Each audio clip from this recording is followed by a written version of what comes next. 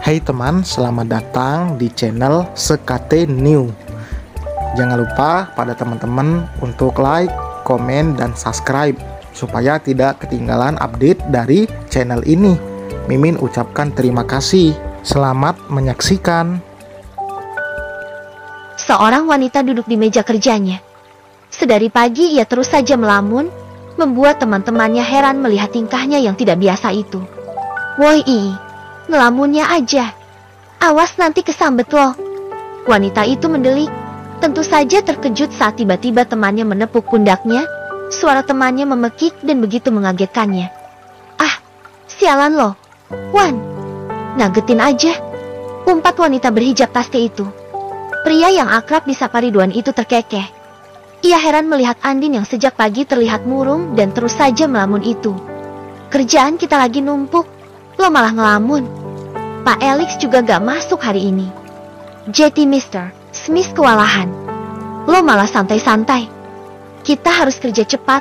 2 hari lagi Bu Tiara akan masuk kantor dan menggantikan posisi Pak Lukas. Jangan sampai dia kecewa kalau kinerja senior kayak lo kerjaannya ngelamun terus. Seru Ridwan mengingatkan temannya dengan setumpuk pekerjaan mereka yang belum rampung itu. Iya, gue tahu. Sudah sana pergi. Makin mumet tahu nggak lihat lo di sini. Usir Andin pada temannya itu. Ih, galak banget sih. Makanya jangan terlalu cinta sama seseorang. Tuh kan patah hati jadinya. Kasian deh ditinggal kawin. Ledek Ridwan yang membuat Andin semakin kesal dengan tingkah usil temannya itu. Berisik, lo. Gue bilang pergi. Pergi gak? Iya. Ih dasar galak. Jangan galak-galak jadi cewek. Nanti susah dapat pacar lagi loh. Andin yang kesal hendak melempar vas bunga kecil di meja kerjanya. Ridwan langsung berlari sambil tertawa terbahak-bahak meledek temannya itu. Bukan rahasia umum lagi soal Andin yang dicampakkan kekasihnya. Gadis malang itu harus merasakan patah hati karena sang kekasih yang akan segera menikahi wanita lain. Namun yang membuatnya termenung sejak pagi bukan karena memikirkan mantan pacar sialannya itu. Ia sudah bertekad untuk tidak berlarut-larut dalam kesedihannya. Buat apa menangisi cowok brengsek sepertinya? Yang Andin pikirkan saat ini adalah Lukas. Om-om dengan rambut yang sering bergonta-ganti warna itu terus saja mengusik pikirannya. Aduh, ngapain sih waktu itu aku konyol banget? Ngapain juga tertarik ngikutin dia? Pakai acara peluk-peluk segala lagi. Duh, Pak Lukas pasti ilfil padaku. Ucapnya terus menutupi kebodohannya saat itu. Andin yang terus dilanda rasa gelisah itu, diam-diam mengintai kediaman Yuna. Tentu saja dengan jiwa intel yang dimilikinya, ia tahu jika saat ini Lukas tinggal di rumah Nyonya Lawrence, pemilik perusahaan tempatnya bekerja. Cukup lama ia mengamati rumah megah itu sampai akhirnya Lamborghini milik Lukas keluar dari halaman luas di rumah itu. Dengan mengendarai motor maticnya, Andin mengikuti arah mobil itu melaju. Sampai akhirnya mobil itu berhenti di alun-alun kota. Sebenarnya Andin ingin menghampiri saat Lukas berjalan-jalan seorang diri. Namun rasanya ia malu dan ragu. Ia juga takut jika Lukas tahu bahwa dirinya memata-matai pria itu. Sampai akhirnya, Andin dibuat terlonjak saat Lukas berbicara dengan seorang wanita berhijab lebar. Wanita yang tentu saja sangat Andin kenal karena pernah beberapa kali dibawa Arkan ke kantor saat itu. Hatinya menjadi sangat gelisah. Akankah mantan istri kedua Arkan itu mencoba untuk menggoda Lukas?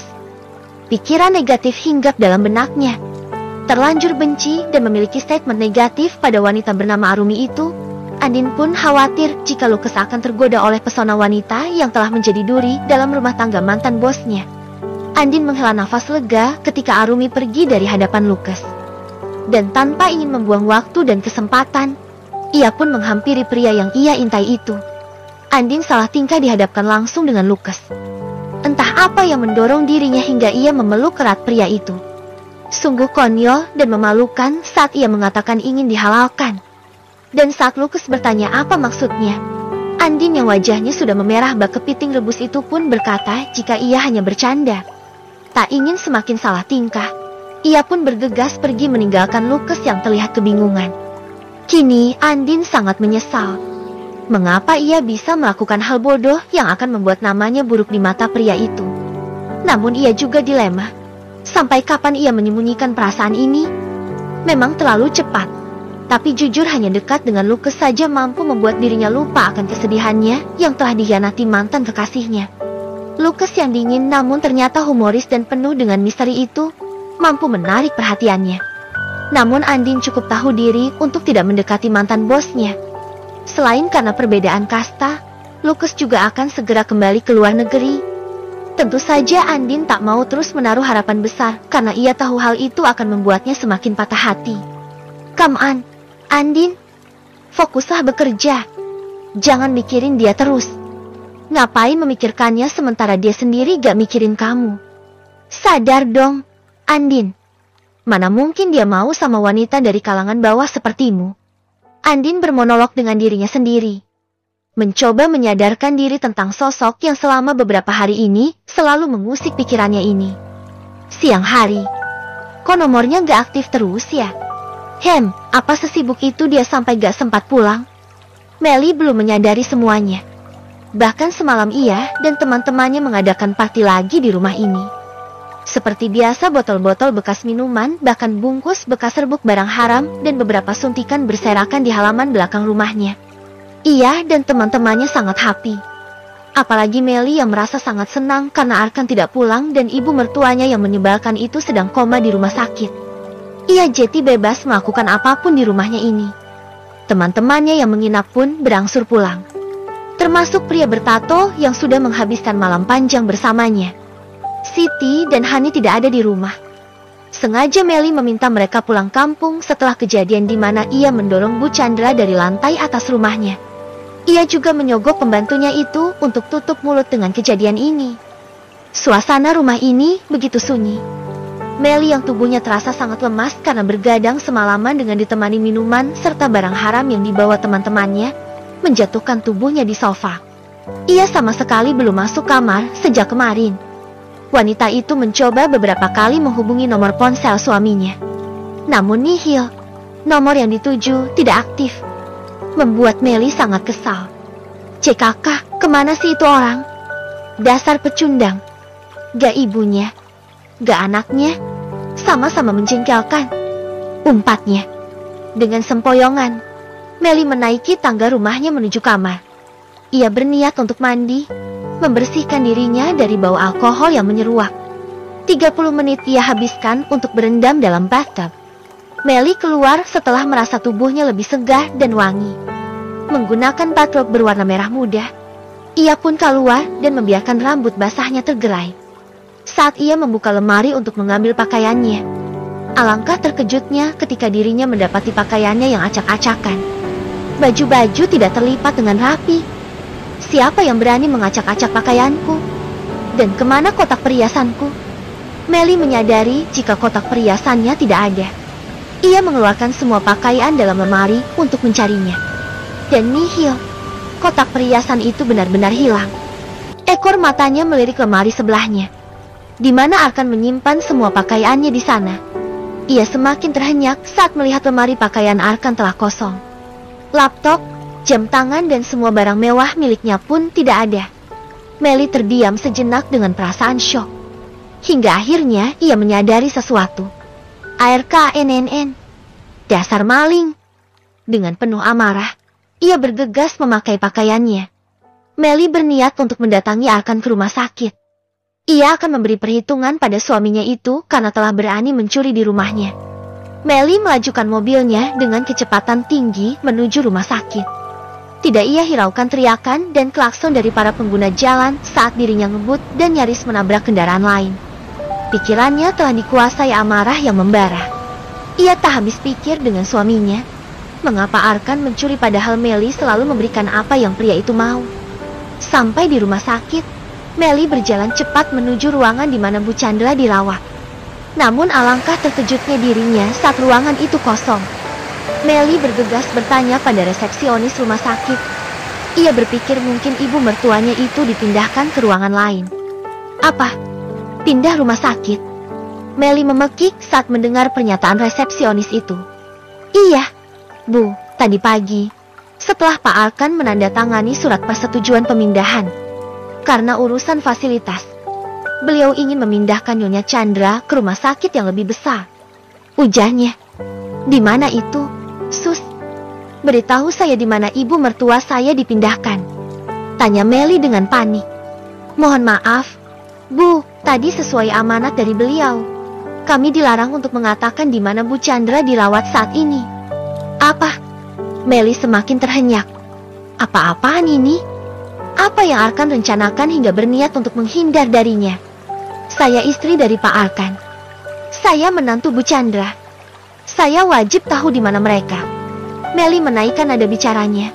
Geram karena petugas rumah sakit itu tidak mau mengatakan di mana pasien itu dipindahkan. Sekali lagi saya minta maaf atas amanah dari Pak Arkan jika ada istrinya atau siapapun bertanya. Kami dilarang untuk memberitahu. Ujarnya lagi. BRAK, brengsek kalian semua. Rumah sakit macam apa ini? Saya akan laporkan kalian semua. Teriak Melly dengan emosi yang berapi-api.